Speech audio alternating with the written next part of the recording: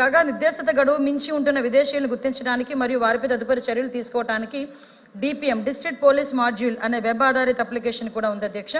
Leave India నోటీసులు జారీ చేయవలసిందిగా FRRO foreigners regional registration officer కూడా లేఖ రాయడం జరిగింది. అదేవిధంగా అధ్యక్ష, అంతేకాకుండా వీసా నిబంధనలు ఉల్లంఘించిన విదేశీయులపై బ్లాక్ లిస్టింగ్ ప్రతిపాదనలు కూడా హైదరాబాద్లోని FRRI సమన్వయంతో కేంద్ర హోం వ్యవహారాల మంత్రిత్వ శాఖకు పంపడం జరుగుతుంది అధ్యక్ష. ప్రస్తుతానికి రాష్ట్రంలో ఎటువంటి నమూనా నిర్బంధ కేంద్రాన్ని ఏర్పాటు చేయలేదు, త్వరలోనే అది కూడా ఏర్పాటు చేస్తాం అధ్యక్ష.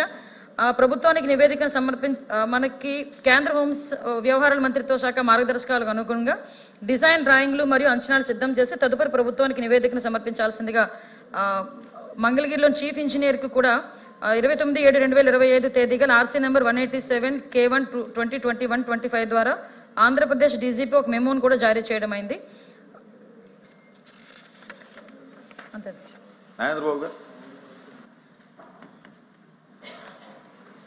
ధన్యవాదాలు అధ్యక్ష. అక్రమ వలసదారుల వలన మన రాష్ట్రంలో ప్రజా భద్రతకు ప్రమాదాలు వాటిల్లే అవకాశాలు ఉన్నాయి. అలాగే టెర్రరిజం లాంటి పరిస్థితులు కూడా తలెత్తే అవకాశం ఉంది అధ్యక్ష. ఇటీవల తూర్పుగోదావరి జిల్లా కొవ్వూరు మండలం పంగిడి గ్రామంలో పోలీసులు వాహనాలు తనిఖీ చేస్తుండగా ఉత్తరప్రదేశ్ చెందిన ఒక వ్యక్తి దగ్గర 15 రౌండ్ల తుపాకీ బుల్లెట్లు స్వాధీనం చేసుకుని అతను అరెస్ట్ చేశారు. ఈ ఘటన మన సెక్యూరిటీ ల్యాప్సెస్ని సూచిస్తుంది.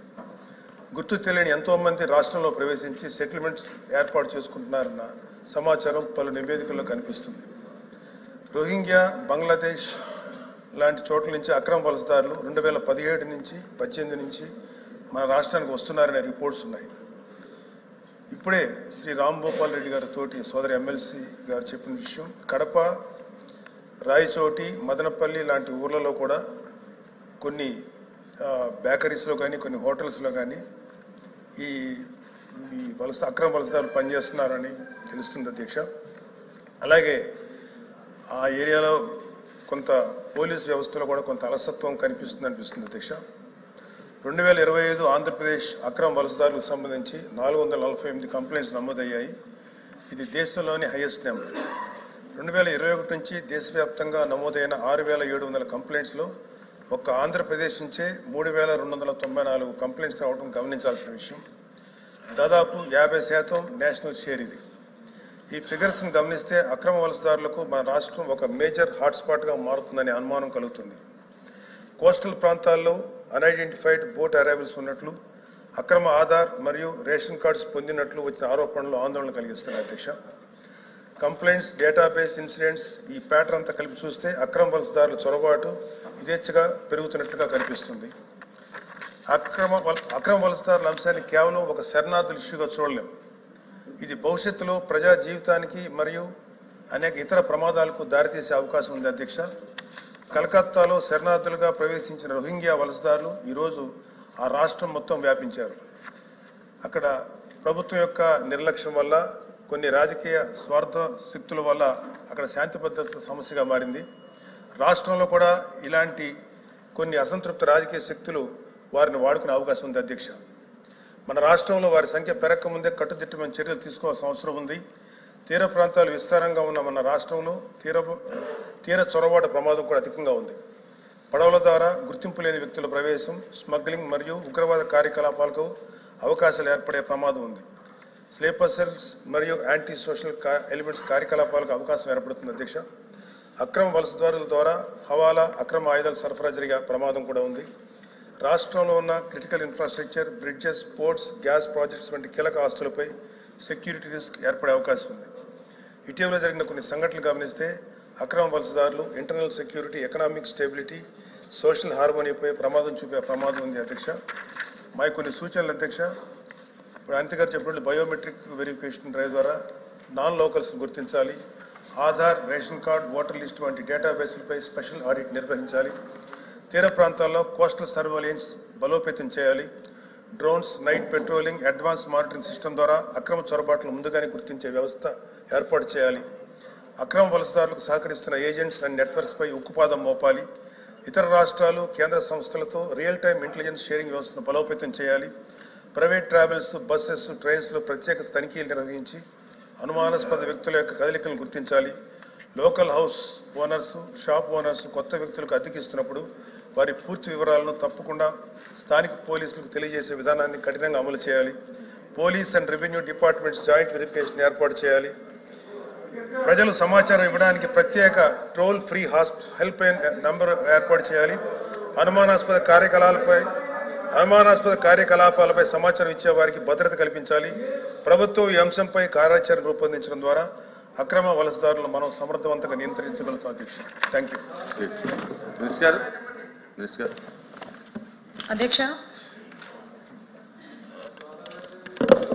అధ్యక్ష యాక్చువల్గా మనకి ఇక్కడ 125 అక్రమ వలసదారులు అని చెప్పిందాక మీకు చెప్పడం జరిగింది అధ్యక్ష. అందులోని సుమారుగా 92 మంది వాళ్ళు వీసాతో లోపలికి వచ్చిన తర్వాత కూడా వీసా ఎక్స్పైర్ అయిపోయి ఇక్కడ ఉండిపోవడం జరిగింది అధ్యక్ష. అందులో 92 మంది అందులో అలా ఉన్నారు. అందులో 67 మంది తాలూకు వివరాలన్నీ కూడా మన దగ్గర ఉన్నాయి. అయితే వాళ్ళ మీద 28 కేసులు కూడా నమోదై ఉన్నాయి అధ్యక్ష. దేశాల వారీగా కూడా ఉన్నది అధ్యక్ష. లిస్ట్ మీకు పంపిస్తాను. దేశాల వారీగా మొత్తం అంతా కూడా లిస్ట్ సభ్యులు కూడా నేను అందజేయడం జరిగింది. లిస్ట్ కూడా ఇస్తాను అధ్యక్ష. అంటే ఏ జిల్లాల్లో కూడా ఉన్నారన్నది కూడా నేను ఇస్తాను అధ్యక్ష. జిల్లాల వైజ్గా ఏ దేశాల నుంచి వచ్చారన్నది కూడా లిస్ట్ ఉంది, మీకు నేను పంపిస్తాను అధ్యక్ష. అదేవిధంగా అధ్యక్ష ఇందులోని 33 మంది వితౌట్ వీసాతో లోపలికి చొరబడడం జరిగింది అధ్యక్ష. ఆ వితౌట్ వీసాతో ఉన్న వాళ్ళు 32 మందిలోని కూడా 33 మందిలో 32 మంది మీద కూడా కేసు ఉన్నాయి అధ్యక్ష. ఇప్పుడు ఫారెన్ యాక్ట్ ప్రకారం అధ్యక్ష కేసు కంప్లీట్ అయినంత వరకు కూడా వాళ్ళకి డిస్పోజ్ చేయడం అవ్వదు, వాళ్ళు ఈ కంట్రీ నుంచి బయటకు వెళ్ళడానికి కూడా అవ్వదు అధ్యక్ష. అందువల్ల చాలా మంది అక్రమ వలసదారులు ఇక్కడే ఉన్నారు అని ఒక అపోహ ఉంటుంది. వాళ్ళ మీద చాలా మంది మీద కేసులు ఉండటం వల్ల ఆ కేసు పూర్తయినంత వరకు కూడా వాళ్ళు ఇక్కడే ఉంటారు. వీళ్ళందరూ కూడా మన పోలీస్ డిపార్ట్మెంట్ తరఫున సర్వేలెన్సెస్లోనే ఉంటారు. వాళ్ళు ప్రతినిత్యం వాళ్ళ మీద నిఘా పెడతారు అధ్యక్ష. అదేవిధంగా వాళ్ళు కదలికల్ని, వాళ్ళ మూమెంట్స్ని ఎవ్రీ టైం వాళ్ళు రికార్డ్ కూడా చేసుకుంటారు. వాళ్ళ మీద ప్రత్యేకమైన నిఘా వ్యవస్థను కూడా పనిచేస్తున్నాయి అధ్యక్ష.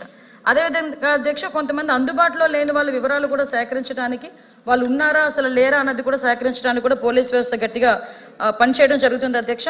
అయితే అధ్యక్ష ఇందులోని మనకి వీసాకి సంబంధించి కొంతమంది ఎక్స్టెన్షన్ లేక కొంతమంది ఆగిపోవటం, దానికి సంబంధించి కొంతమంది లీవ్ ఇండియా నోటీస్ కూడా అప్లై చేసిన వెంటనే FRRO కూడా దానికి ఇష్యూ చేసి డిప్యుటేషన్ కూడా ఇష్యూ చేస్తుంది అధ్యక్ష.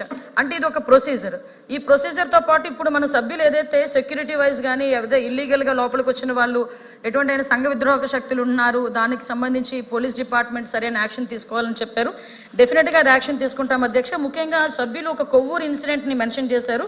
కొవ్వూరు ఇన్సిడెంట్కి సంబంధించి వాళ్ళు యూపీ నుంచి వచ్చారు అధ్యక్ష. వాళ్ళు illegal immigration in the sense other than country ఉంటుంది, కానీ వీళ్ళు with in the country UP నుంచి వచ్చేవారు కాబట్టి వీళ్ళు వలసదారులు కాదు అధ్యక్ష, పక్క రాష్ట్రాల నుంచి వచ్చిన వాళ్ళు కాబట్టి వాళ్ళ మీద ఆల్రెడీ కేసు ఫైల్ చేయడం జరిగింది.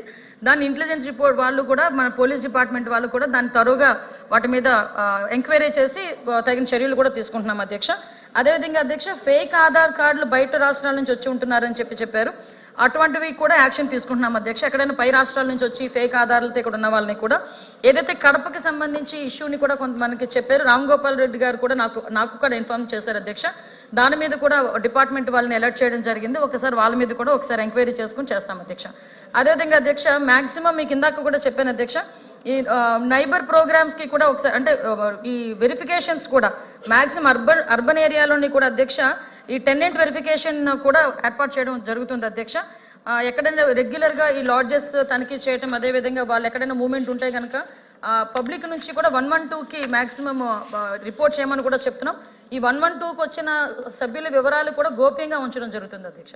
కాబట్టి ఎక్కడొక్కడ పోలీస్ డిపార్ట్మెంట్ వాళ్ళు వాళ్ళ వివరాలని కూడా గోప్యంగా ఉంచుతారు. కాబట్టి ఎవరైనా ధైర్యంగా ఇటువంటి సిచ్యువేషన్స్ ఏదైనా ఉన్నా వాళ్ళు కూడా అది గమనించిన పోలీస్ డిపార్ట్మెంట్కి సమాచారం అందజేయవలసిందిగా మీ ద్వారా సభ్యులకి చెప్తున్నా, ప్రజలకు కూడా వినవించుకుంటున్నాను అధ్యక్ష. క్వశ్చన్ నెంబర్ 14191 హోమ్ మినిస్టర్ గారు పెట్టారు సార్ టార్గెట్. అధ్యక్ష మొదటి ప్రశ్నకి సమాధానం ప్రభుత్వ ఉత్తర్వు మరియు పోలీస్ రాష్ట్ర జాబితాలో ఉన్నందున కేంద్ర ప్రభుత్వం రాష్ట్ర పోలీసుల పనితీరును మూల్యాంకనం చేసే విధానము కానీ ప్రక్రియ కానీ లేదు అధ్యక్ష. భారత రాజ్యాంగ నిబంధనల ప్రకారం శాంతి భద్రతల నిర్వహణ, పోలీసింగ్, జనసమూహ నియంత్రణ, నేర దర్యాప్తు రాష్ట్ర బాధ్యతలు. కాబట్టి బి ప్రశ్న వర్తించదు అధ్యక్ష. భర్త గారు. అధ్యక్ష, మన రాష్ట్రంలో లా అయితే ఉంది కానీ ఆర్డర్ మాత్రం ఎక్కడా కనిపించడం లేదు అధ్యక్ష. మేడం గారు ఇప్పుడు ఈ అడిగిన ప్రశ్నకు ఉత్పన్నం కాదు అని అంటున్నారు అధ్యక్ష. మినిస్ట్రీ ఆఫ్ హోమ్ అఫేర్స్ అధ్యక్ష మన సిఆర్పిసి ఐపీసీ చట్టాన్ని బదులు బిఎన్ఎస్ఎస్ బిఎస్ఎస్ అనేటటువంటి చట్టాలు ఇంప్లిమెంట్ చేస్తూ ఆ కొత్త చట్టాలని ఏ రాష్ట్రాలు ఏ విధంగా ఇంప్లిమెంట్ చేస్తూ ఉన్నాయి అనేటటువంటి దాని మీద ఒక నివేదిక సబ్మిట్ చేసింది అధ్యక్ష. దాన్ని 4 విభాగాల్లో పరిగణిస్తూ పరిపాలనా సంస్కరణ, నిర్వహణ పరమైన సమర్థతకు, సమాచార సాంకేతికతకు మరియు పోలీస్, వైద్య, ఆరోగ్య శాఖల మధ్య సమన్వయానికి మొత్తం కలిపి 100 పాయింట్లు నివేదిక ఒకటి ఇస్తే మన రాష్ట్రం అధ్యక్ష దాంట్లో అట్టడుగు స్థాయిన 36వ స్థానంలో ఉంది అధ్యక్ష. అందులో మనకు వచ్చినటువంటి పాయింట్లు అధ్యక్ష 16.77 పాయింట్లు వచ్చినాయి అధ్యక్ష. అంటే కనీసం పాస్ మార్కులు కూడా రానటువంటి పరిస్థితుల్లో మన రాష్ట్ర ప్రభుత్వం కానీ ఈ బిఎన్ఎస్ఎస్ చట్టాల అమలు విషయంలో ఉంది అధ్యక్ష. అలాగే అధ్యక్ష రాష్ట్ర ప్రభుత్వం వైసీపీ కార్యకర్తల మీద, వైసీపీ నాయకుల మీద ఏ రకమైనటువంటి కేసులు పెట్టొచ్చు, ఎలా వాళ్ళ మీద బెయిల్ రానియకుండా కోర్టులలో ఆపచ్చు, పీటీ వారెంట్లు వేసి ఎన్ని రకాలుగా ఎన్ని రోజులు వేధించవచ్చు అనేటటువంటి దాని మీద పెట్టినటువంటి శ్రద్ధ ఈ లా మరి ఇంప్లిమెంట్ చేయడం మీద పెడితే మన రాష్ట్రం ర్యాంక్ అన్న పెరుగుతుంది, అదేవిధంగా మన దేశంలో మన పరువు అన్న నిలబడుతుందని మేడం గారికి తెలియజేస్తున్నారు అధ్యక్ష.